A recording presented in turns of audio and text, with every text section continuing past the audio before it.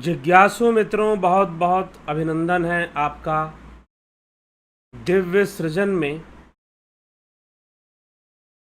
प्रत्येक दिवस की भांति आज भी हम यहाँ पर लाइव चर्चा का कार्यक्रम शुरू कर रहे हैं और लाइव चर्चा का कार्यक्रम आज का जो विषय है साक्षी भाव, नाद ध्यान और साक्षी भाव।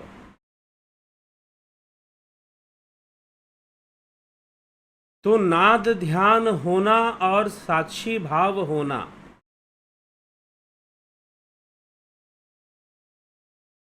क्या यह एक ही विषय है?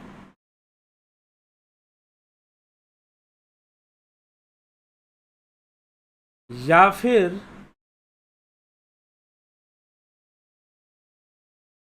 हम नाद ध्यान करेंगे तो क्या साक्षी भाव आ जाएगा?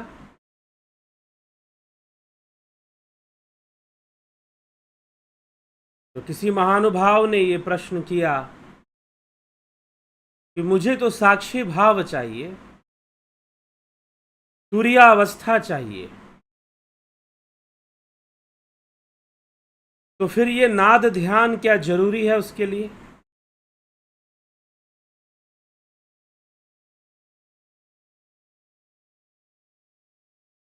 अच्छी बात है कि तुरीयावस्था चाहिए, लेकिन साक्षी भाव आना, तुरीय का स्थापित होना क्या है ये पहले समझना पड़ेगा। और नाद ध्यान होना क्या है?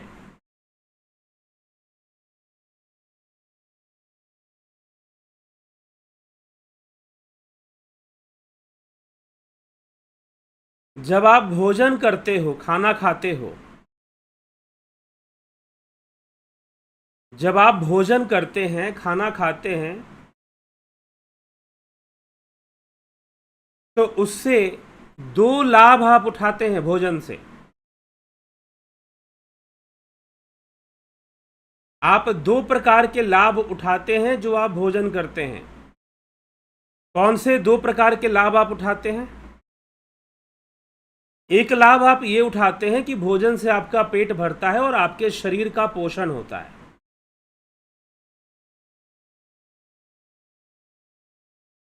आपका पेट भरता है और आपके शरीर का पोषण होता है। और दूसरा लाभ आप ये उठाते हैं कि आप भोजन के स्वाद का आनंद उठाते हैं। आप भोजन के स्वाद का आनंद उठाने लग जाते हैं, ये दूसरा लाभ है।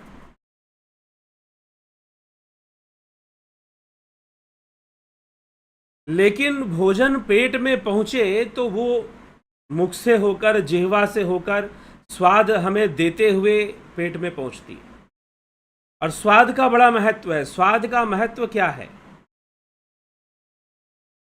स्वाद से एक तो हमें आनंद की अनुभूति होती है। स्वाद से एक तो हमें आनंद की अनुभूति होती है।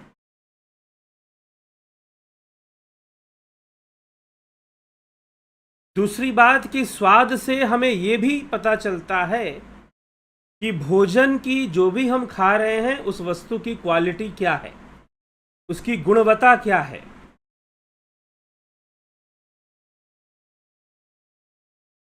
भोजन स्वादिष्ट है, इसका मतलब शरीर उसे ग्रहण करेगा। प्राकृतिक रूप से यह बात कही जा रही है। अप्राकृतिक रूप से कुछ भी हो सकता है, वो एक अलग बात है।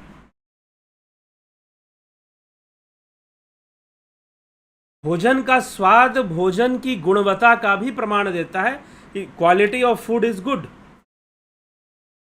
इसलिए बासी खाने का स्वाद और ताजे खाने का स्वाद, अगर फल कच्चा है तो आपको स्वाद नहीं आएगा, पका हुआ है तो आपको स्वाद आएगा। इसका मतलब पका हुआ जो फल है वो हमारे लिए ठीक है। वो डाइजेस्टेबल है, नेचुरली डाइजेस्टेबल है, उसको पकाने की जरूरत भी नहीं है, उसे पकाने की जरूरत भी नहीं है।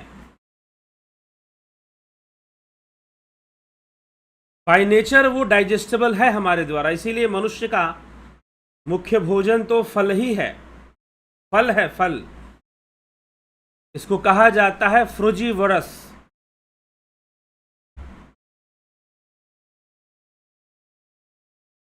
तो ह्यूमन बींग्स आर फ्रूजीवरस, अर्थात फलाहारी जीव है, ऐसा भी कहा जाता है। तो फल हम प्रकृति से सीधा लेते हैं और बिना प्रोसेस किए भी हम उसे खा लेते हैं। उसका स्वाद हमें मिलता है, अद्भुत स्वाद। अगर सीजनल फल हम खाएं तो हमें अद्भुत स्वाद की प्राप्ति होती है।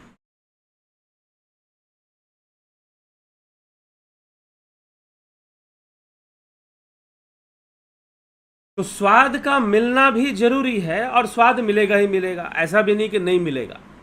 खाना खाओगे तो स्वाद भी मिलेगा, और वो पेट में जाएगा, पचेगा, तो शरीर को पोषण भी मिलेगा, शरीर को जरूरी तत्व भी प्राप्त होंगे। लक्ष्य तो वही है। स्वाद तो बस बीच में है, लेकिन स्वाद है जरूर। स्वाद तो बस बीच में है, लेकिन स्वाद है जरूर। लेकिन स्वाद मिलना और शरीर का पोषण होना, ये दो अलग अलग बातें हैं, जो कि एक ही क्रिया में आपके साथ हो रही हैं। और वो क्रिया क्या है? भोजन करना। जब आप खाना खाते हो, भोजन करते हो, तो दो बातें एक साथ हो रही हैं कि आपको स्वाद भी मिल रहा है और आपका पेट भी भर रहा है, संतुष्टि भी मिल रही है। पेट भरेगा तो संतुष्टि भी मिलेगी, और जब पेट भर जाएगा तो आपका यह अनुभव होगा कि पेट भर गया। आपका यह अनुभव होगा कि पेट भर गया। I am on the right place. अब फिर कोई आपको कहे कि अरे भाई नहीं नहीं, तुम्हारा पेट वेट नहीं भरा है, आप मान लोगे? जी नहीं, आपने भोजन किया है, आपको पता है मेरा पेट भर गया। कोई कहे कि नहीं नहीं, सर्टिफिकेट दिखाओ पेट भरा है कि नहीं भरा है, सर्टिफिकेट दिखाओ पेट भरा है कि नहीं भरा है तुम्हारा। लगा सर्टिफिकेट की क्या जरूरत, मुझे पता है मेरा पेट भरा है, मुझे पता है कि भाई मेरा पेट भर गया, अब मैं और नहीं खाऊंगा। भोजन बड़ा स्वादिष्ट था, पेट भर गया, बात खत्म। ठीक है? तो साक्षी भाव जब ध्यान करोगे, शास्त्रों के अनुसार जब ध्यान करोगे और ध्यान की सही प्रक्रिया से आगे बढ़ोगे, तो तुम्हें घट में ज्योति भी दिखाई देगी, तुम्हें नाद भी सुनाई देगा, और फिर तुम साक्षी अवस्था को भी प्राप्त कर लोगे, तुरीय अवस्था को भी प्राप्त करोगे। ये सारी बातें होंगी। इसमें यह बात नहीं है कि मुझे तो साक्षी अवस्था को प्राप्त करना है, तुरीय अवस्था को प्राप्त करना है, तो क्या नाद ध्यान में करूं या ना करूं। अरे नाद ध्यान कोई जबरदस्ती वाली चीज भी नहीं है। सही विधि से अगर भीतर उतरोगे, अंतर्मुखी हो जाओगे सही तरीके से, तो ये चीजें आएंगी आएंगी, ये चीजें आएंगी आएंगी, इनका अनुभव होगा होगा, नहीं होने का प्रश्न नहीं है। और फिर यही आपको ले जाएंगी उस तुरिया और तुरियातीत की अवस्था में। अब साक्षी भाव भी दो प्रकार की तुरीय अवस्था बताई गई है। शिव सूत्र में हमने ये सुना कि दो प्रकार की तुरीय अवस्था बनती है, और वैसे देखें तो तीन प्रकार की बनती है। एक बनती है मानसिक और वैचारिक स्तर पे। आपको शिक्षा दी गुरुजी ने, किसी गुरुजी ने आपको बताया कि भाई संसार के प्रति निष्काम रहो, साक्षी भाव। निष्काम रहने का मतलब क्या है? साक्षी भाव होना। साक्षी भाव होगा तभी तो निष्कामता आएगी, और यही तो कृष्ण अर्जुन को उपदेश दे रहे हैं। और तभी भगवान कृष्ण कहते हैं कि अर्जुन, यह जो निष्कामता है सांख्य योगियों के अंदर स्वाभाविक होता है, स्वभाववश होता है। मतलब कि उन्हें निष्काम कर्म करने की कोई तैयारी नहीं करनी पड़ती, कोई मेंटल प्रिपरेशन नहीं करना पड़ता कि निष्काम कर्म करना है या साक्षी भाव रखना है संसार के प्रति। उन्हें कोई तैयारी नहीं करनी पड़ती। ध्यान की अवस्था से स्वतः ही, ध्यान करने से स्वतः ही वैसी अवस्था बन जाती है। अब ध्यान करने से दो अवस्थाएं बन सकती हैं। एक तो आपका जो साक्षी भाव वाली अवस्था है वो जब आप ध्यान में बैठे हैं तभी तक रहेगी, ये पहली, तभी तक वो विद्यमान रहेगी जब आप ध्यान में बैठे हैं। तो ध्यान में जब हम बैठते हैं तो एक अवस्था है जिसको कहते हैं सविकल्प समाधि, सविकल्प या संप्रज्ञात। उस अवस्था में संसार की प्रज्ञा बनी रहती है, लेकिन सम्यक रूप से बनती है, समभाव से बनती है। समभाव से बनने के कारण उस जो भी बाहरी विचार या बाहरी अनुभूतियां हैं, मन की वृत्तियां हैं, उनके प्रति रति नहीं होती है। रति नहीं होने का मतलब कि उनके प्रति राग नहीं होता, अनुराग नहीं होता योगी का, उनमें उसके मन का बहाव नहीं होता। अगर उसे बाहर की कोई आवाज भी सुनाई दे तो बस सुनाई दी, बस, उससे उसका कोई रिएक्शन उसके अंदर नहीं होता। जैसे कि पानी में अगर पत्थर डालोगे, तालाब है, मान लो कि वो तालाब कश्मीर में है और महीना है दिसंबर का, आखिरी दिसंबर की तारीख है, आज जनवरी का पहला सप्ताह है, और वह जो तालाब है वो लद्दाख में है। आजकल कश्मीर छोटा हो गया है, लद्दाख बड़ा हो गया है, तो वहां पर है। तो क्या होगा फिर? वो ठंड के मौसम में बर्फ जम जाएगी, वहां पर बहुत सारी नदियां हैं। आप जाओगे लद्दाख में, उधर हिमालय में बहुत सारी नदियां जम जाती हैं, बर्फ हो जाती हैं। तो अगर पत्थर मारोगे तो क्या होगा? कोई तरंग पैदा होगी? कोई तरंग पैदा नहीं होगी। लेकिन जब वही पिघल जाएगा, पानी हो जाएगा, पत्थर मारोगे तो वो कई तरंगों को पैदा कर देगा, कई तरंगों को पैदा कर देगा।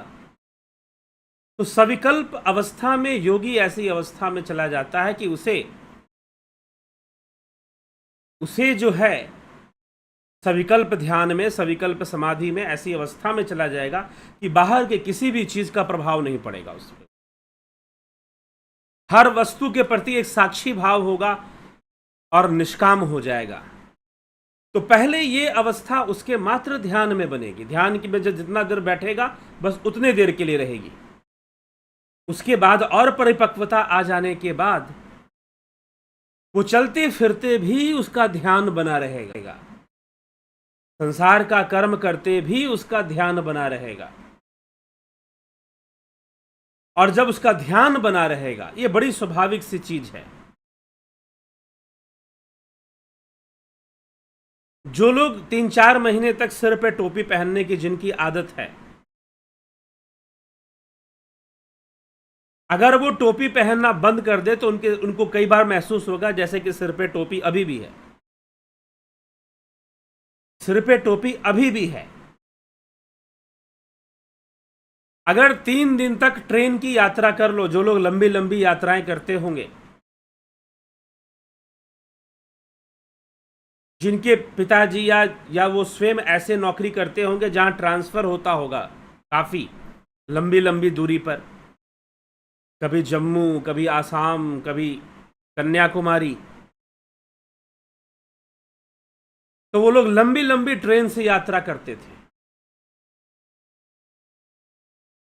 तो अगर आप 2 दिन 3 दिन लगातार ट्रेन से यात्रा करोगे और यात्रा करने के बाद जब वहां जाओगे, और आप हमेशा अगर यात्रा करने वाले व्यक्ति नहीं हो, तो जहां पर आप ठहरोगे, या आपका घर हो चाहे कहीं पर हो, जब आप वहां जाओगे तो आप जहां भी बैठोगे, कुर्सी पे बैठ गए तो आपको लगेगा जैसे कि आप हिल रहे हो, अभी भी आप ट्रेन में ही हो। बेड पर लेटोगे तो आपको हिल लगेगा कि अभी भी हिल रहा, अभी भी शायद ट्रेन में है क्या। ऐसा क्यों होता है? यह मन की अवस्था, अगर ये बात समझ में आ गई कि माइंड का नेचर क्या है, what is the nature of mind. सच पूछो तो मन के लिए कुछ भी अच्छा नहीं होता, मन के लिए कुछ भी बुरा नहीं होता। मन उस चीज को स्वीकार कर लेता है जिसका उसे अभ्यास दे दिया जाता है। जिसका उसे अभ्यास दे दिया जाएगा, मन उस चीज को स्वीकार कर लेगा। अगर गलत चीजें पकड़ा दी गई मन को, तो मन गलत आदतों को पकड़ लेगा। अगर अच्छी चीजें मन को पकड़ा दी गई तो मन अच्छी चीजों को पकड़ लेगा, लेकिन समय लगाएगा, तुरंत से नहीं पकड़ लेगा, समय जरूर लगाएगा। यह मन की कमजोरी है। इसीलिए श्री कृष्ण भगवान अर्जुन से कहते हैं, अभ्यासेन तु कौन्तेय वैराग्येन च गृह्यते, कि अर्जुन तुझे अभ्यास करना पड़ेगा। पतंजलि योग सूत्र में महर्षि पतंजलि लिखते हैं, अभ्यास वैराग्याभ्याम तन्निरोध। बिना अभ्यास के, बिना योग अभ्यास के बातें नहीं स्पष्ट होंगी कि आत्मा क्या, तुरिया क्या, ब्रह्म क्या, शून्य क्या। नहीं समझ में आएगा कुछ भी जब तक अभ्यास का वो स्तर नहीं होगा। और उतना धैर्य रखना, ये नहीं कि आज हम अभ्यास करना शुरू हुए और आज ही सब कुछ हो जाएगा, नहीं। धैर्य भी रखना पड़ेगा। कुछ बात हजम नहीं होगी, कुछ बात समझ में नहीं आएगी तर्क से, लॉजिक से। हां, तर्क का महत्व है, लेकिन एक सीमा तक। जब षड दर्शन पे चर्चा शुरू होगी, षड दर्शन पे कोर्स आएगा, कोर्स जब वो आएगा तो उसमें व्हाट इज लॉजिक सही से बताया जाएगा। तर्क है क्या चीज। तो मात्र तर्क से संभव नहीं है, जैसे कि तर्क से भोजन का स्वाद भी तो नहीं आएगा। धन धन कहे धनी जो होए, तो निर्धन रहे ना कोई। आदि गुरु शंकराचार्य विवेक चूड़ामणि में लिखते हैं, ना गच्छति विना पाणम व्याधिर औषध शब्दता, बिना परोक्ष अनुभवम ब्रह्म शब्दान उच्यते। बिना औषधि का नाम लेने से बीमारी दूर नहीं होगी। किसी को फीवर हो गया तो पैरासीटामोल पैरासीटामोल पैरासीटामोल बोलने से नहीं बुखार खत्म हो जाएगा, खाना पड़ेगा। तो प्रैक्टिकल प्रोसेस से निकलना पड़ेगा। तो जब हम ध्यान करेंगे तो फिर अपने आप ऐसी अवस्थाएं बनती हैं जहां हमें ज्योति दिखाई देती है, नाद सुनाई देती है, और फिर हम तुरिया अवस्था तक भी पहुंचते हैं। स्वाभाविक रूप से जो तुरिया है, जो हमारे स्वभाव में आ जाए, स्वभाव में साक्षी भाव हमारा प्रकट हो जाए, ना कि जबरदस्ती या मानसिक रूप से।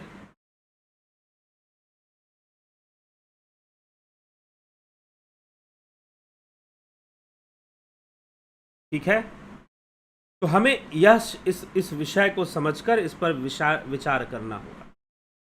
तो इसीलिए साक्षी भाव में जाना है, ठीक है, लेकिन नाद ध्यान करना यह एक प्रक्रिया है, यह एक प्रोसेस है। जब आप सही तरीके से अंतर्मुखी होते हैं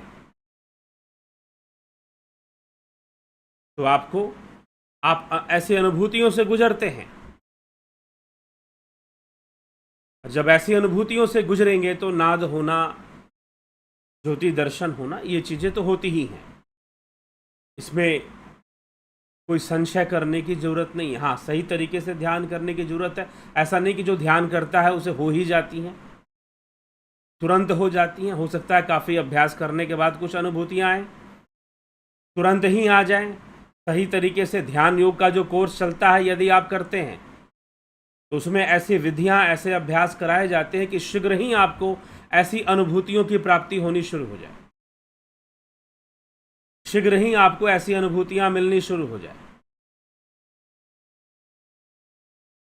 अभ्यास करने की आवश्यकता पड़ती है। तो बिना अभ्यास की प्रक्रिया और बिना उससे जुड़े वो सारी बातें संभव नहीं है। तो इसीलिए इस विषय को इस प्रकार से समझने की आवश्यकता है। तो चलिए आपके विचार भी देखते हैं, आपके कमेंट भी देखते हैं। तो मुख्य विषय जो था नाद ध्यान और साक्षी भाव, ये दोनों विषय स्पष्ट हो गया। यह दोनों एक ही क्रिया के अंतर्गत है, अलग अलग चीज नहीं है।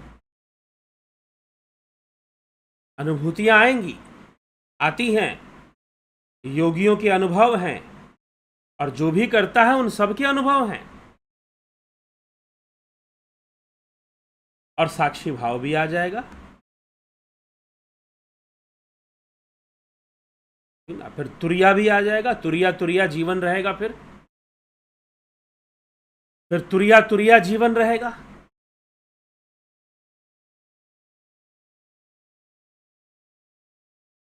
कोई सूफी ऐसे फकीर हुए थे, फरीद के नाम से, उनका तुरिया तुरिया ऐसे आता है। तो कुछ सूफियों ने यहाँ की बातें ले ली या चुरा ली, आत्मज्ञान की बातें। उनमें जो सही थे उन्होंने सही प्रचार किया, और जो मात्र बस जिनको सिर्फ बातों से मतलब था उन्होंने उन बातों का इस्तेमाल किया। लेकिन जो ये तुरिया शब्द है ये संस्कृत का शब्द है। अब तो कितना हो चुका, शिव सूत्र में कितनी बार तुरिया शब्द आ गया, मांडुक्य उपनिषद, मांडुक्य कारिका पहले भी कितनी बार चर्चा हो चुकी है। चलिए ठीक है, आगे बढ़ते हैं।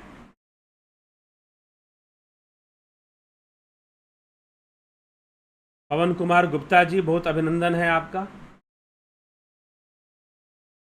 नवजोत नाथ जी, विनोद कुमार सूद जी, अवनी प्रधान,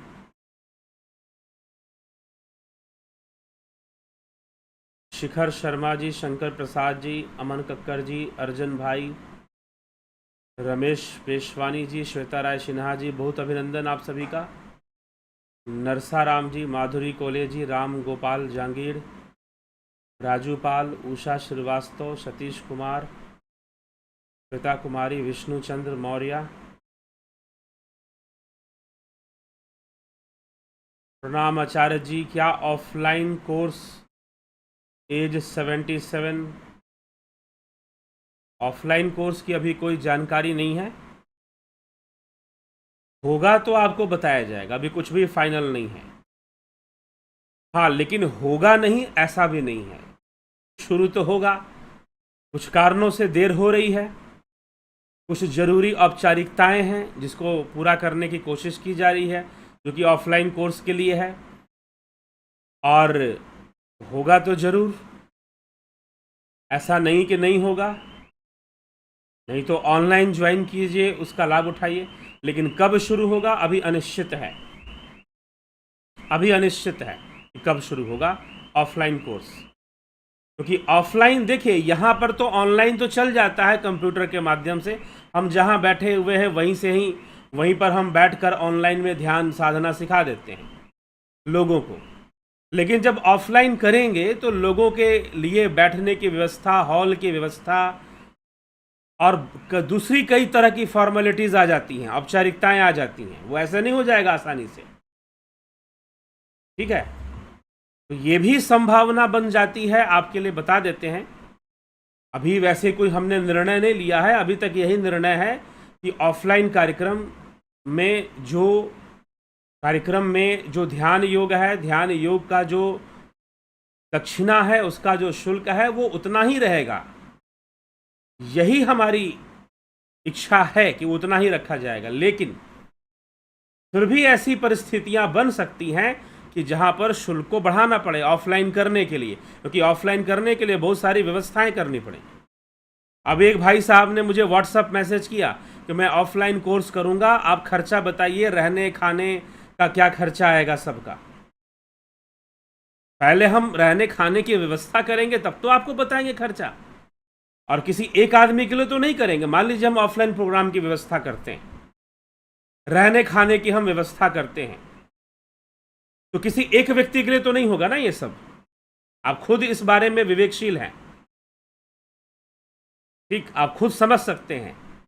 तो किसी एक व्यक्ति के लिए तो होगा नहीं, होगा तो समूह के लिए होगा।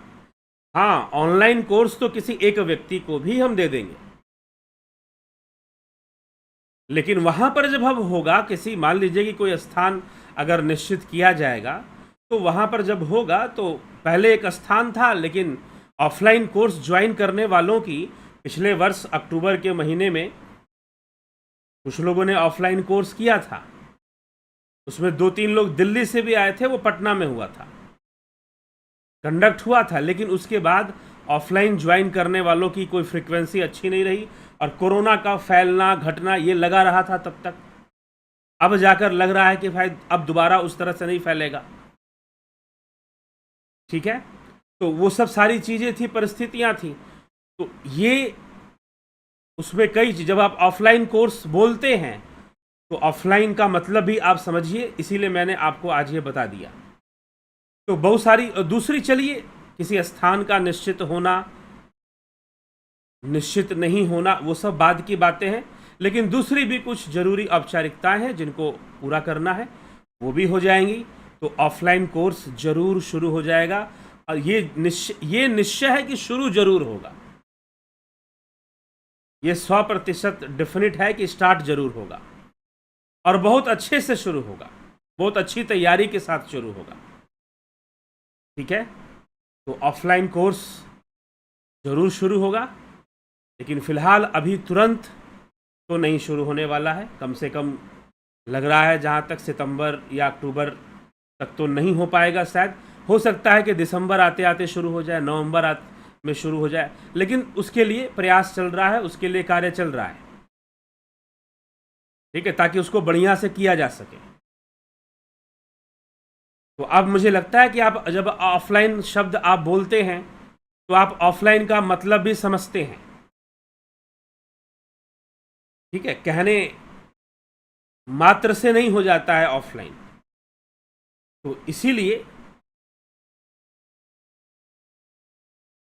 क्योंकि ऑफलाइन में कई व्यवस्थाएं बनती हैं और उन व्यवस्थाओं के लिए सिर्फ पैसा हो जाने से भी नहीं हो जाता है कि मान लीजिए कि पैसा खर्च कर दें, उससे भी नहीं हो जाएगा। काम करने वाले कार्यकर्ता लोग भी चाहिए, ठीक है। हाँ, ऑनलाइन कोर्स में सिर्फ पैसा खर्च कर दो, कुछ व्यवस्थाएं आप कर लो, लैपटॉप कर लो, कैमरा कर लीजिए आप, तो उसके माध्यम से ऑनलाइन कोर्स हो जाता है। अगर कोई आपको सहयोग करने वाला ना भी हो तो भी हो जाता है। लेकिन ऑफलाइन कोर्स में धन भी लगेगा और मैन पावर भी लगेगा, लोग भी चाहिए। ये सारी चीजें हैं। ऑफलाइन खूब किए हैं, पहले भी मैंने किया है ऑफलाइन, जब ऑनलाइन नहीं करते थे तब भी किया है कहीं कहीं पर, ठीक है। तो ये सारी चीज़ें आप जब भी आप ऑफलाइन के लिए लोग पूछते रहते हैं, तो इसलिए मैंने बता दिया कि ये सारी चीज़ें एक हैं जिनकी पूर्ति में हम लगे हुए हैं। ऐसी बात नहीं कि उसके बारे में विचार नहीं किया जा रहा है, विचार किया जा रहा है और उसको पूरा करने की कोशिश की जा रही है, ठीक है। अभी किसी को हम नहीं कहते कि भाई कोई सहयोग कर सकता है कि नहीं कर सकता, अभी हम कहेंगे भी नहीं। जब समय आएगा तो हो सकता है कि कुछ लोगों को कहा भी जाए कि भाई या आप अपने शहर में ऑफलाइन करवाएंगे, कोई भी करवाना चाहे सामने आ सकता है, लेकिन अभी हम खुद ही नहीं करेंगे तो हम क्यों आपको कहेंगे कि करवाओ। ऐसे भी लोग हैं कि जो कहेंगे ठीक है आप आइए हमारे शहर में आइए, हम ऑफलाइन प्रोग्राम करवा देंगे, हम अरेंजमेंट करवा देंगे, ठीक है, लेकिन अभी हम उसके लिए भी तैयार नहीं हैं। तो यह भी एक है, तो जरूर, लेकिन पूरी उसकी तैयारी है और संभवतः 2-3 महीने में या इस वर्ष के अंत तक ऑफलाइन कार्यक्रम शुरू हो जाएगा। और जब शुरू होगा तो कोशिश रहेगी कि लगातार वो चलता रहे, कहीं ना कहीं चलता रहे, किसी ना किसी शहर में, और पूरे देश भर में होगा, पूरे देश भर में होगा। ऐसा नहीं कि किसी एक जगह में होगा, कभी दिल्ली में होगा, कभी मुंबई में होगा, कभी पूना में होगा, कभी देहरादून में होगा, जगह जगह है, स्थान है कहीं कहीं पर ये कार्यक्रम चलाने की कोशिश चलती रहेगी, ठीक है। तो आपको चिंतित होने की ज़रूरत नहीं है, प्रारंभ जरूर होगा, लेकिन प्रतीक्षा कीजिए, थोड़ी प्रतीक्षा कीजिए, ठीक है। जिनको ऑफलाइन ही करना है, नहीं तो ऑनलाइन से भी आप पूरा लाभ उठा सकते हैं। चले फिर, माई स्टडी रतन सिंह जी बहुत अभिनंदन है, अजीत भाई पटेल, राम प्रकाश जी, रूपलाल विश्वकर्मा, विष्णुचंद्र मौर्य, भाग ले सकता हूं ऑफलाइन में? जी हाँ, जब हो जाएगा तो लीजिएगा भाग। ऑफलाइन होगा तो फिर एक और सूचना देते हैं, कोशिश रहेगी हमारी कि बाहर, क्योंकि हर बार जो ऑनलाइन कोर्सेज होते हैं जब से शुरू हुए हैं, हर बार इस कोर्स को कई लोग ज्वाइन करते हैं जो बाहर से होते हैं, ऑस्ट्रेलिया से होते हैं, अमेरिका से होते हैं, इंग्लैंड से होते हैं, दुबई से होते हैं। तो कई अलग अलग कंट्री से भी लोग हैं जिन्होंने ये कोर्सेज ज्वाइन किया हुआ है, ठीक है, बड़े लेवल पर। तो फिर संभवतः ऐसा भी होगा कि फिर बाहर में भी ऑफलाइन प्रोग्राम्स स्टार्ट होंगे, उसके बारे में भी सोचा जा रहा है। तो उसके लिए आप अभी निश्चिंत रहिए, सही समय की आप भी प्रतीक्षा कीजिए कि हम कुछ प्रिपरेशन कर कुछ तैयारी कर कुछ निश्चित कर आपको कुछ बताएं, ठीक है।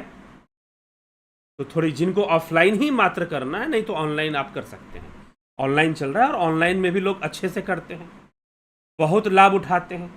लेकिन फिर भी इस बात का फर्क जरूर पड़ता है कि आप आमने सामने बैठ के करते हो,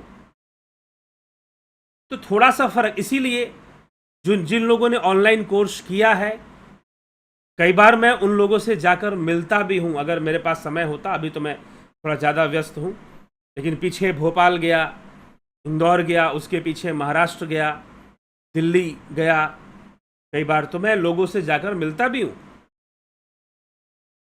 ताकि आमने सामने लोग बैठें, मिलके बात करें। तो एक अलग चीज भी उससे विकसित हो जाती है। एक अलग, कहने का मतलब एक अलग व्यक्ति पर निर्भर करता है, एक अलग भावना भी बननी शुरू हो जाती है। तो यह भी होता रहता है, ठीक है।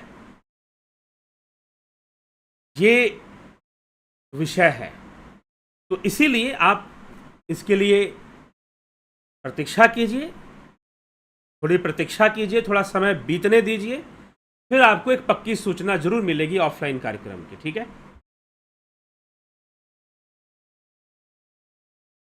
कन्हाई कुमार जी, गंभीर शाह जी, स्मिता सावंत जी, कमलेश कसेरा जी, सविता नायक, जलाराम रायका, अजीत अपराजित, रविंद्र मकवाना जी, बहुत अभिनंदन है।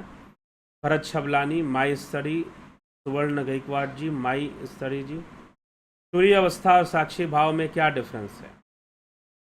एक ही बात है। तुरीय अवस्था में जो 3 अवस्थाएं होती हैं, उनके प्रति साक्षी भाव आता है। जागृत, स्वप्न, सुषुप्ति, ये इसे कहते हैं चतुष्पाद।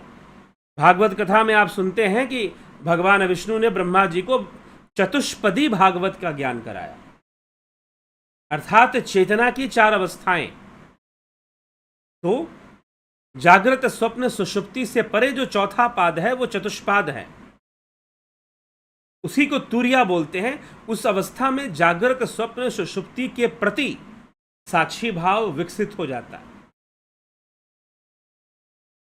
तो अवस्था का नाम तुरीय अवस्था है। उसमें जो घटना घटती है कि उसमें निष्काम भाव, साक्षी भाव विकसित होता है, यही चीज है, उसमें डिफरेंस नहीं है। सुनिधि पाठक जी, बहुत अभिनंदन है। मनीष यादव, श्वेता कुमारी, ब्रिजभान जटाधारी जी, आशा रानी, पिंटू वासवा, अफंता प्रोडक्शन, विमला शाह, मिथिलेश सिंह, सुवर्ण गायकवाड़। गुरु जी, मेरे साथ आजकल ये होता है कि मैं श्री राम नाम का जप करती हूँ, लेकिन अचानक वो बंद होकर अंदर से अपने आप ओम ध्वनि शुरू हो जाती है। ठीक है, बहुत अच्छी बात है। All in one, Arjun Patil, Brijbhan जटाधारी,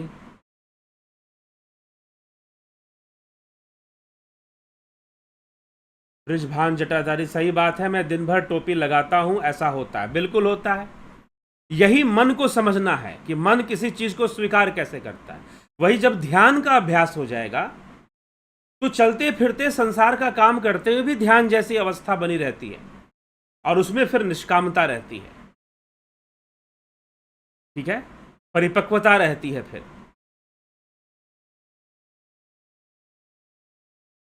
18 साल की एज में स्पिरिचुअल हीलिंग क्यों नहीं करना चाहिए?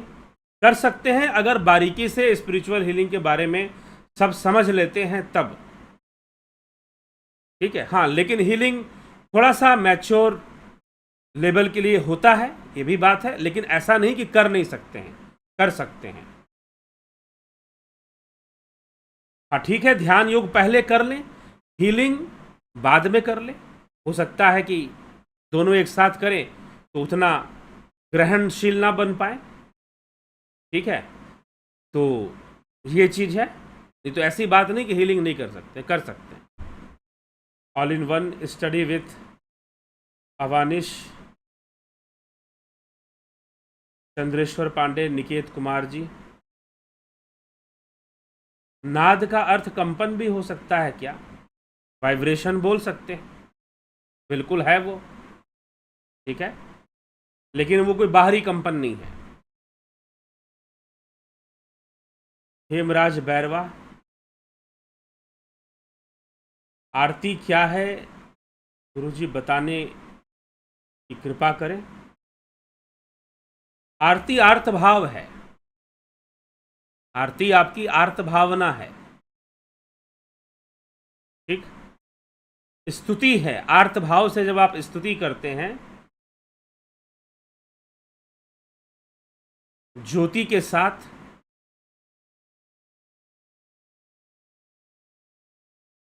तो फिर आरती होती है। लेकिन जब मन मंदिर में ज्योत जल जाए, मन मंदिर में ज्योत जला दो घट घट वासी रे, ठीक है, तो फिर ध्यान होता है, बाहर आरती होती है। विंदेश्वरी मिश्रा जी, गंभीर शाह जी, निकेत कुमार,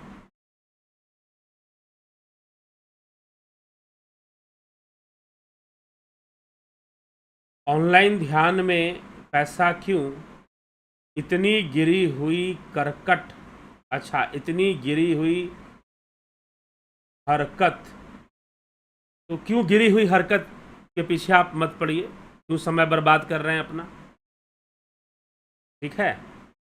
तो आप जो है अपना समय मत वेस्ट कीजिएगा, ठीक। निकेत कुमार जी, ये दक्षिणा है। दूसरी बात, हम नहीं चाहते कि ध्यान योग कोई भी करने आ जाए, हम ये नहीं चाहते, ठीक। हम चाहते हैं कि ध्यान योग वही लोग करें जो इच्छुक हैं, थोड़ा इच्छुक हैं, वही लोग ध्यान योग का कोर्स ज्वाइन करें, दूसरे लोग ना करें। यह भी एक कारण है। दूसरा, उसमें समय का दान है, मेहनत है, ठीक। तो आप खुद समझ लीजिए कि क्यों है।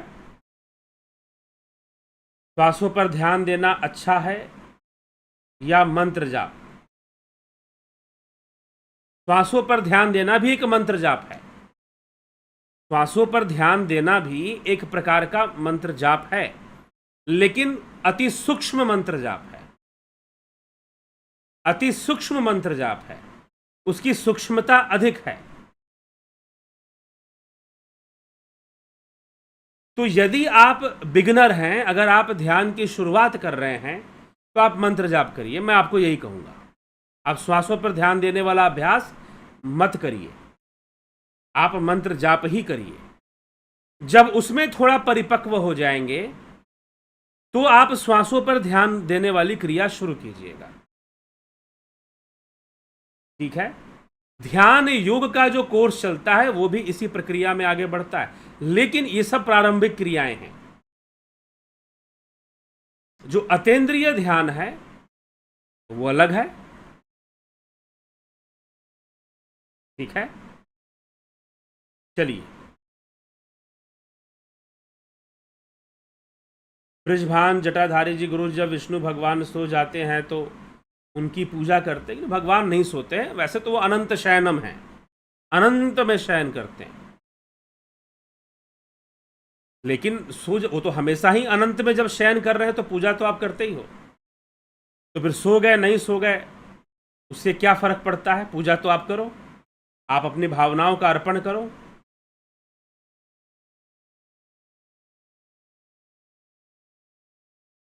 ओशो की वीडियो फ्री में है तो लोग जो ऐसा गोल गोल घुमाते हैं, वापिस जाने भाई साहब। ओशो ने फ्री में ध्यान का वीडियो है तो ओशो से जाओ, ज्वाइन कर लो, बहुत अच्छी बात है। ओशो जैसा गुरु भी मिलना मुश्किल है, ठीक है ना? ओशो के पास जाकर ज्वाइन कीजिए।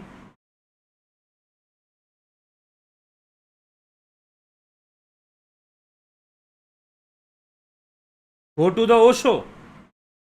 आप यहां अपना समय बर्बाद ही मत कीजिए, सीधी सी बात। क्या मोक्ष अलग होता है और गोलोक धाम अलग होता है? गोलोक धाम के बारे में मुझे नहीं पता। हाँ, मोक्ष का मतलब है जीवत्व से ब्रह्मत्व की यात्रा, जीवत्व से ब्रह्मत्व की यात्रा, जीव भाव से ब्रह्म भाव को प्राप्त हो जाना, ब्रह्मलीन होना। बाकी गोलोक धाम का रेफरेंस जिस शास्त्र से मिलता है वो बताएंगे कि गोलोक धाम कहां पर है, क्या है। हाँ, परम धाम बता देंगे, तद्धाम परमम मम, जो श्री कृष्ण भगवान बोल रहे हैं श्रीमद् भगवद गीता में, तद्धाम परमम मम। गीता के श्लोकों में तद्धाम परमम मम की चर्चा है, वो पूछ लीजिए। बाकी गोलोक धाम की जहां से जानकारी ले, अगर आपको मोक्ष नहीं चाहिए, आपको गोलोक धाम चाहिए, तो आप उन गुरुओं की तलाश करें जो गोलोक धाम दिलवा देंगे आपको। अगर आपको योग नहीं करना है, क्योंकि योग का मार्ग तो कैवल्य का मार्ग है, स्वरूप का मार्ग है, स्वरूप उपलब्धि का मार्ग है, तो आप उस दिशा में जाइए, ठीक है। पुष्पा भाटी जी, माई स्टडी। ओशो ने फ्री में ध्यान का वीडियो है तो पैसा क्यों लेते हो? एक तो पहला उत्तर है कि आप ओशो, हालांकि उत्तर में ओशो के पास ही जाकर आप ध्यान सीखिए, ज़्यादा अच्छा आपके लिए। दूसरी बात क्या है, यहां पर सब काम साफ सुथरा है, साफ सुथरा है। आपको बता दें, आप दक्षिणा देते हैं और आपको ध्यान योग दिया जाता है, दैट्स ऑल, ठीक है।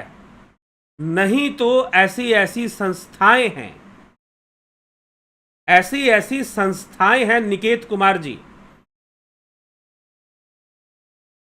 ऐसी ऐसी संस्थाएं हैं जो कहती है कि हम सब फ्री में देते हैं, फ्री में देते हैं, फ्री में देते हैं। मेरा तो कोर्स लोग ज्वाइन ही इसी कारण से करते हैं क्योंकि मैं कुछ लेता हूं। आपको ये भी बता दें, ऐसे लोग हैं और जिन्होंने ये कहा है कि आप लेते हैं देते हैं, बात क्लियर। नहीं तो देश में धर्म के नाम पर चलने वाली ऐसी ऐसी संस्थाएं हैं जो सन 2000 में कहती थी हम तो कुछ लेते ही नहीं हैं और हम तो कोई बिजनेस नहीं करते, हम किसी प्रकार का व्यापार नहीं करते। फलाने बाबा जी चूरन बेचते हैं, फलाने बाबा जी ये करते हैं, फलाने बाबा जी वो करते हैं। और 2010 आते आते 2010 आते आते तथाकथित संस्था जो ये कहती है कि हम बिजनेस नहीं करते, वो बिजनेस के अलावा दूसरा कुछ नहीं करती। ऐसी अवस्था में ये चरित्र है, इसको बोलते हैं चरित्रहीनता। This is the characterlessness. You are expressing something else and telling something else. आप हो कुछ और, दिखा कुछ और रहे हो, बोल कुछ और रहे हो, और आप हो कुछ और। कि हम तो समाज सेवा करते हैं, सोशल वर्क करते हैं, समाज सेवा करते हैं, और फिर बाद में पता चलता है कि आपसे बड़ा कोई बिजनेसमैन नहीं निकलता। फिर आप हर चीज बेचते हो और अपने चीजों को प्रसाद भी कह देते हो। आप गेहूं, किराने का सामान भी पूरा बेचना शुरू कर देते हो। हाँ ठीक है, जो बोल के करता है कि हम बिजनेस करते हैं, पतंजलि के प्रोडक्ट बेचते हैं, तो पतंजलि कहती है कि हाँ हम करते हैं बिजनेस जी। लेकिन ऐसी संस्थाएं हैं देश के भीतर कि जो एक समय में चिल्ला चिल्लाकर अपने मंच से कहती रही कि हम बिजनेस नहीं करते, हम बिजनेस नहीं करते। पता चला कि वो तो टॉयलेट क्लीनर बेच रही हैं, तो ग्लास क्लीनर बेच रही हैं, और पता नहीं क्या क्या बेच रही हैं। चरित्र कहां गया? कैरेक्टरलेसनेस इसी को कहते हैं, चरित्रहीनता इसी को बोलते हैं, चरित्रहीनता। ठीक है, क्योंकि आप जो कैरेक्टर दिखा रहे हो उसके अनुकूल आप नहीं हो, उसके अनुकूल जो दिखा रहे हो उसके अनुकूल नहीं हो, तो यू आर कैरेक्टरलेस, फ्रॉड कहा जाएगा। ठीक है, तो अब आप आगे समझ जाइए खुद ही। You understand?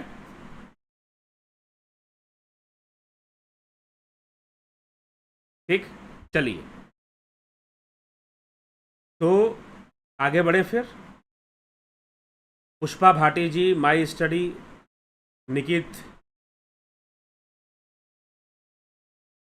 निकित गुरु जी का भी परिवार है जैसे तुम। बिल्कुल, हम तो भाई परिवार वाले ही हैं। संतोष भाटी, आदरणीय गुरुजी, प्रणाम गुरुजी। मोक्ष क्या और उसका स्वरूप क्या है? आत्मा का स्वरूप क्या है जी? ये सब बहुत पुरानी बातें हैं निकित जी, ये कई बारे में, कई विचारों में हम बोल चुके हैं, पहले भी वीडियोस में ये सब बातें क्लियर कर चुके हैं। आज आपने पूछा, आगे से आप ऐसे विषयों, ऐसे प्रश्न ना करें, आध्यात्मिक प्रश्न करें, आध्यात्मिक चर्चा करें। यहाँ पर जो डेली 1 घंटा 1.5 घंटा जो विचार दिए जाते हैं, शास्त्रों पर विचार दिए जाते हैं, वह बिल्कुल निःशुल्क ही चलते हैं। नहीं तो ऐसे भी लोग हैं, ऐसे भी गुरुजी लोग हैं, मैं आपको बताऊं, ऐसे गुरुजी हैं जो उपनिषद का कोर्स करवाते हैं, उसका शुल्क लेते हैं। मुझे गलत नहीं लगता। क्यों नहीं लगता? कि ठीक है, वो ये चाहते हैं कि अगर मैं उपनिषदों पर बोलूं तो उपनिषद इतने गंभीर विषय हैं कि उनको जो सुनने वाले आए उनके अंदर गंभीरता हो। और रही बात ऑनलाइन मोड में, तो हमें पता ही नहीं होता कि कौन व्यक्ति कैसा है। पहले तो हम डिटेल भी नहीं मांगते थे लोगों से, लेकिन अब मांगते हैं, क्योंकि कुछ ऐसे गड़बड़ टाइप के लोग आए जिन्होंने ऑनलाइन कोर्स ज्वाइन किया। अब तो आपको पूरा डिटेल देना पड़ता है कि हु आर यू, ठीक ना? तो आपकी ज्वाइनिंग ध्यान योग कोर्स में होती है कि हमें पता होना चाहिए कि जो व्यक्ति ज्वाइन कर रहा है वो कौन है, कहां से है, उसका कार्य क्या है, उसका प्रोफेशन क्या है। ठीक, फोटो आईडी के साथ, फोटो आईडी नहीं देनी पड़ती लेकिन फोटो देनी पड़ती है। तो ये सारा प्रोसेस के साथ ऑनलाइन कोर्स में जिनको ज्वाइन करना है वो ज्वाइन करते हैं, और जिन्होंने ज्वाइन किया है वो जानते हैं भली बात ही कैसे ज्वाइन होता है। ठीक है, तो ये सारी बातें हैं, तो विचार कर लीजिए। चलिए,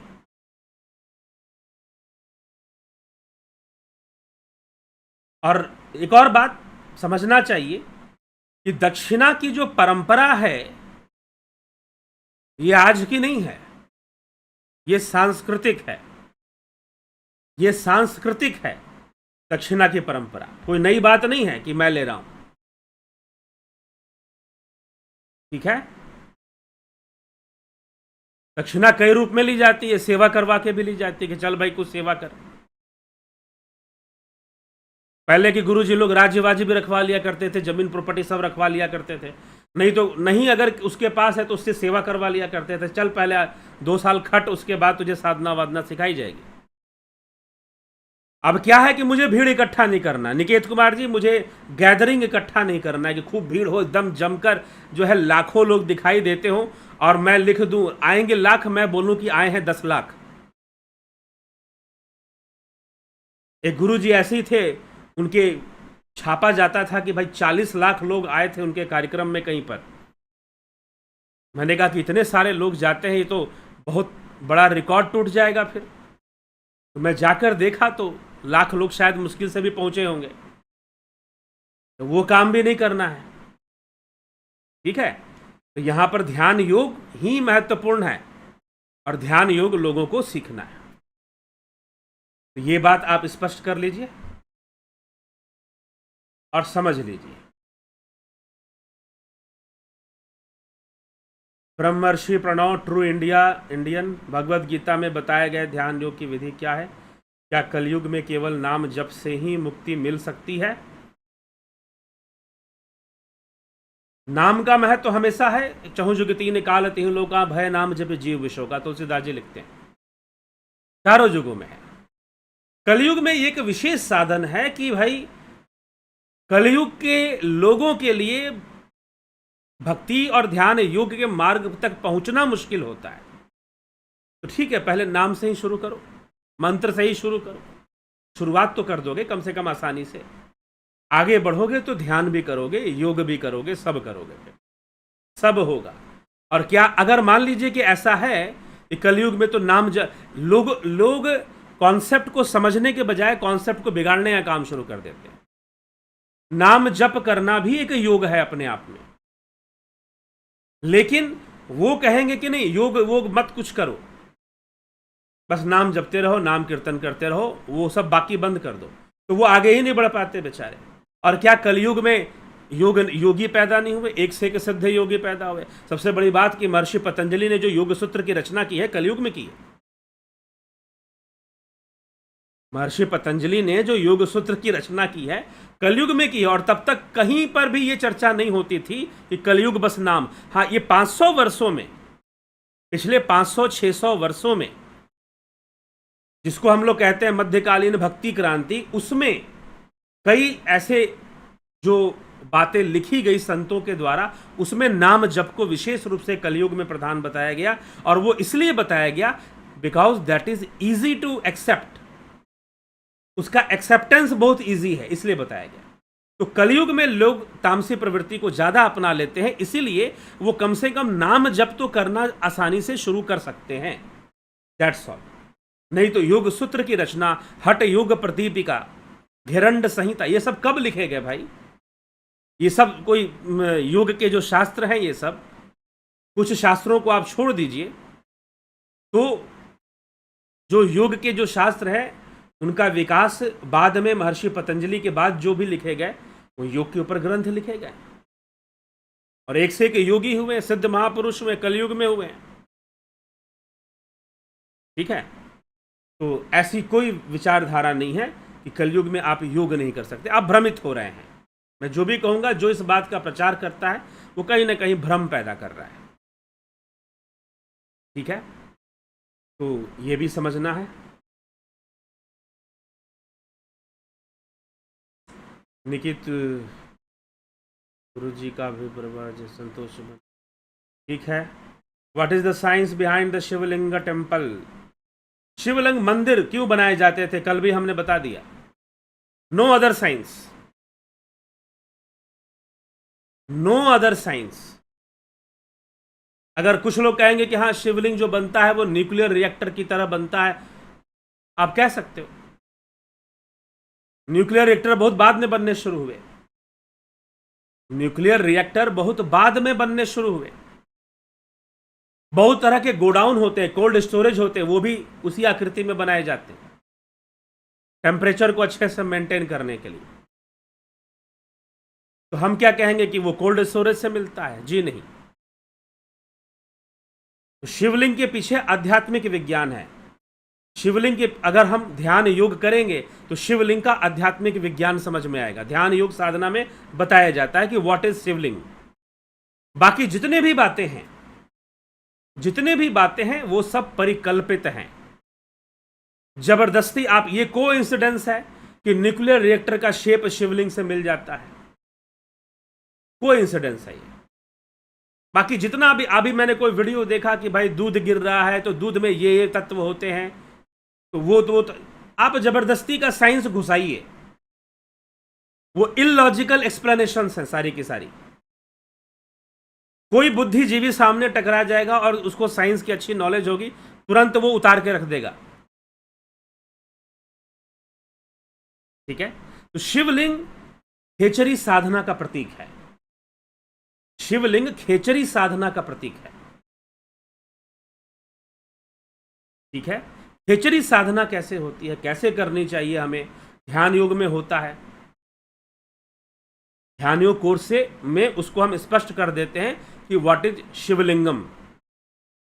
बाकी जितनी भी बातें हैं, हाँ, मंदिरों में शिवलिंग की स्थापना हुई, वो भी बाहरी त्राटक क्रिया और बाहरी ध्यान के लिए ही हुई थी, उनका भी उद्देश्य था। और लिंग रूप में, चिन्ह के रूप में शिव की पूजा करना, चिन्हित करके। जो बाहरी पूजा है, जहां हम भावनाओं का अर्पण करते हैं, शिव का आवाहन करते हैं, उस रूप में उनकी पूजा करना, यह भी उद्देश्य है। लेकिन वह जो अवस्था है शिवलिंग की, वो खेचरी अवस्था है, जो कि ध्यान योग से प्राप्त होती है, खेचरी अवस्था। ठीक है, चलिए, तो अब इसके पीछे विज्ञान ढूंढेंगे तो कई तरह के। आप एक घर बनाते हैं, घर के पीछे भी विज्ञान होता है। पहले हम लोग के घर बनाए जाते थे वास्तु के हिसाब से, बीच में आंगन होता था, उसके पीछे भी विज्ञान होता था। ठीक है, तो अब आप कौन से विज्ञान की बात जानना चाहते हैं, मुझे नहीं पता है। लेकिन जो मुख्य रूप से शिवलिंग है, वो एक आध्यात्मिक अवस्था का चिन्ह है, वो शिव का चिन्ह है। लिंग मतलब चिन्ह, लिंग मतलब सूक्ष्म शरीर। लिंग शरीर की भी बात आदि गुरु शंकराचार्य ने सूक्ष्म शरीर को लिंग शरीर बताया है विवेक चूड़ामणि में। लिंग शब्द का प्रयोग आपको, लिंग मात्रम का प्रयोग आपको पतंजलि के योग सूत्र में भी मिलता है। तो एक बात बताइए कि पतंजलि का योग सूत्र छोड़ दें, आदि गुरु शंकराचार्य का विवेक चूड़ामणि छोड़ दें, जबरदस्ती का साइंस समझाने लगे। और कुछ लोग सोचते हैं कि ऐसे वीडियो को फॉरवर्ड करके वो बड़ा इंटेलेक्चुअल हो गए, बड़ा उनको ज्ञान हो गया है। वही बात मैंने कल भी कही थी। हाँ, मंदिरों का निर्माण एक विशेष ढंग से होता है, जहां पर आपके लिए मेडिटेशन के लिए, साधना के लिए उचित स्थान हो। ठीक ना? जब हम गुंबद बनाते हैं, डोम लाइक स्ट्रक्चर जब हम बनाते हैं, तो वो जो जगह होती है, वहां पर आप अगर चेन्नई जाएंगे तो चेन्नई के पास, मद्रास के पास एक मंदिर है जो शिवलिंग की आकृति में बना हुआ है। और वहां पर जब मंत्र का उच्चारण होता है, मंदिर के अंदर प्रवेश करो जो, तो आप शिवलिंग में प्रवेश कर गए। चेन्नई में ऐसा एक मंदिर है, आप शिवलिंग में प्रवेश कर गए। और जब वहां पर मंत्र का उच्चारण होता है, तो मंत्र अपने आप, उसका इको मिलता है, बहुत स्ट्रांग इको मिलता है, मतलब कि डबल ट्रिपल इको मिलना शुरू हो जाता है, जैसे कि 3-3 जगह से आवाजें पैदा हो रही।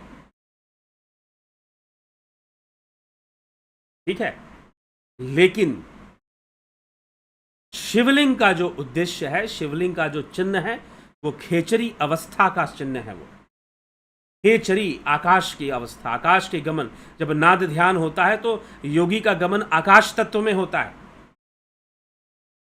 क्योंकि नाद प्रगट ही आकाश तत्व में होता है।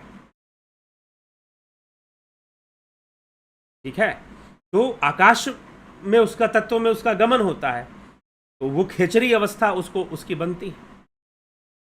ब्रह्मरंध्र से जुड़ जाता है, वो सहस्रार से जुड़ जाता है, उसका सहस्रार जागृत होता है फिर।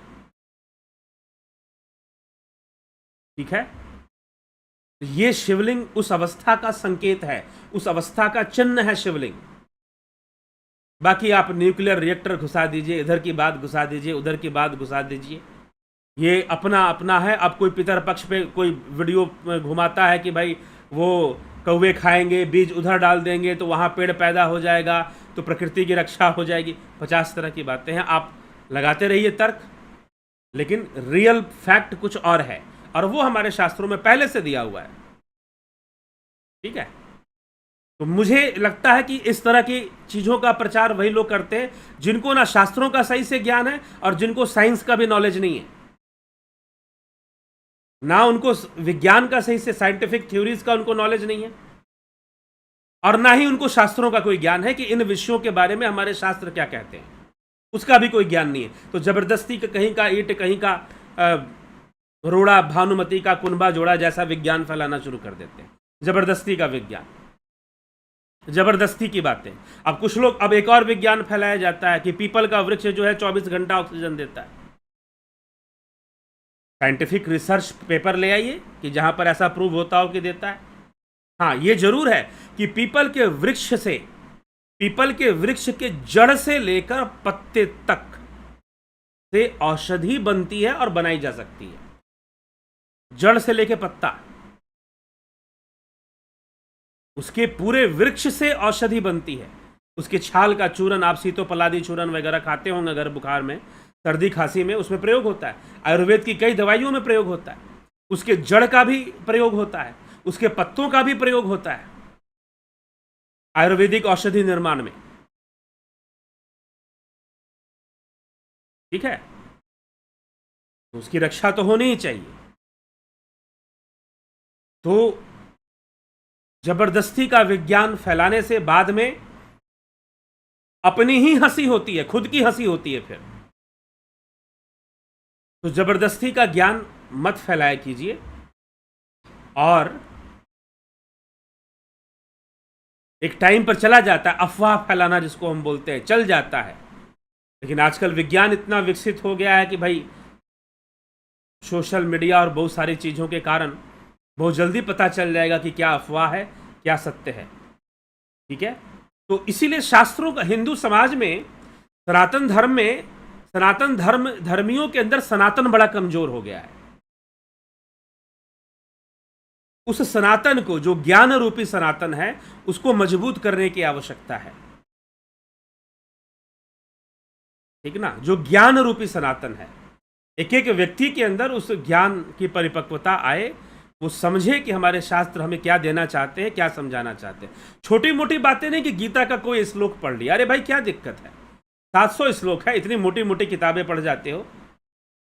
700 श्लोकों की गीता पूरी पढ़ने में क्या, अगर पूरे जीवन में पढ़ना चाहो तो 1000 बार पढ़ जाओ। नहीं जी, कहीं से कोई किसी ने श्लोक सुना लिया, हमने सुन लिया। अध्ययन करो, समय दो, समय तो देना पड़ेगा ना ज्ञान के लिए। तो हमारे शास्त्र भी तो कुछ कह रहे हैं, हमें कुछ दे रहे हैं, उन बातों को हम कितना समझ पाते हैं वो महत्वपूर्ण है। ठीक, फिर आप विज्ञान को समझोगे, विज्ञान को साथ में लेकर आओगे, तो जाकर कुछ अच्छी चीज निकल पाओगे। नहीं तो जबरदस्ती की कई बातें हम किसी चीज की पुष्टि करने के लिए हम करते रहेंगे, वो भी ठीक नहीं है। हम शिवलिंग पर दूध चढ़ाते हैं, जल चढ़ाते हैं, हम देवता का सम्मान करते हैं, देवता का अभिषेक करते हैं, उनका आवाहन करते हैं, उनको भोग लगाते हैं, हम भाव वृद्धि करते हैं। That is the reason, that's all. यही मीमांसा कहती है, यही मीमांसा कहती है। हम उन वस्तुओं का भोग लगाते हैं जो हम स्वयं प्रयोग करते हैं, और उसी का भोग लगता है, यह भी ध्यान रखिएगा। भोग उसी वस्तु का लगेगा जो आपके स्वयं के प्रयोग की है।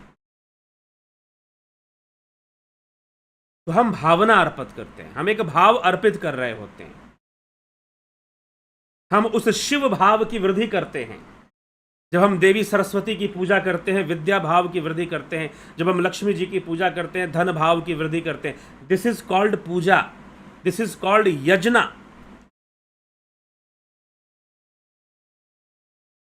ठीक है, आप जबरदस्ती का साइंस बताते रहो कि इससे ये होता है, वो भी एक साइकोलॉजिकल साइंस है, विज्ञान है, मनोविज्ञान है। कि जब आप अर्पित करते हैं, दुग्ध आदि चीजें अर्पित करते हैं, तो आपका एक मनोविज्ञान वहां पे कार्य करता है। जब आप देवता को दान दे रहे हैं तो पूजा की एक विधि है। हम नदियों की भी पूजा करते हैं, हम वृक्षों की भी पूजा करते हैं। ठीक है, तो चलिए, सही भावना को समझने की जरूरत है, तो कोई दिक्कत नहीं होगी। भगवत गीता में बताए वो ध्यान की विधि क्या है, हो गया।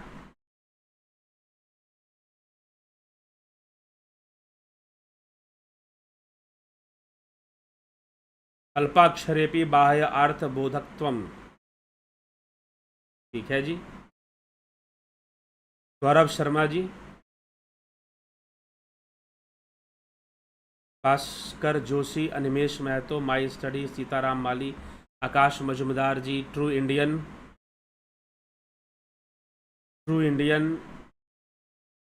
ध्यान योग की विधि गीता में या ध्यान योग में करवाई जाती है। ध्यान योग की कुछ विधियां गीता में बताई गई हैं।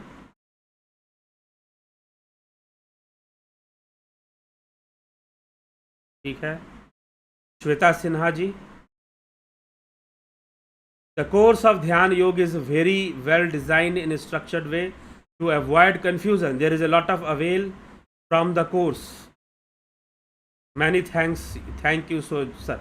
जिन लोगों ने भी कोर्स किया है, जिन लोगों ने भी कोर्स किया है, वो भली भांति जानते हैं कि वो अगर 2,000 रुपये लगाते हैं ध्यान योग के कोर्स में, उन्हें कुछ मिलता है कि नहीं मिलता है, वो भली भांति जानते हैं। They know very very well. ठीक है, चलिए, सुनील राजभर, ब्रह्मर्षि, प्रणव उत्तम,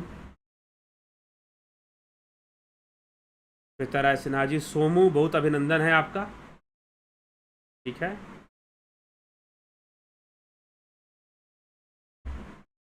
तो ये हमें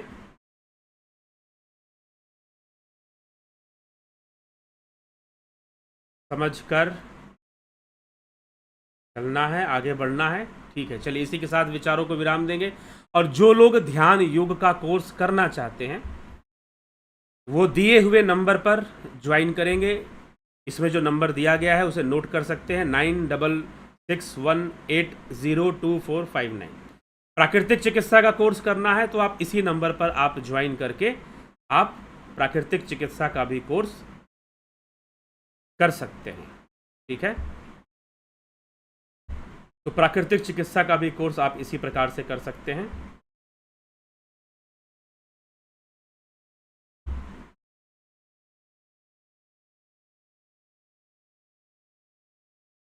संपर्क करेंगे, फोन करेंगे आप प्राकृतिक चिकित्सा के लिए, तभी आप कोर्स करेंगे, ऐसे नहीं।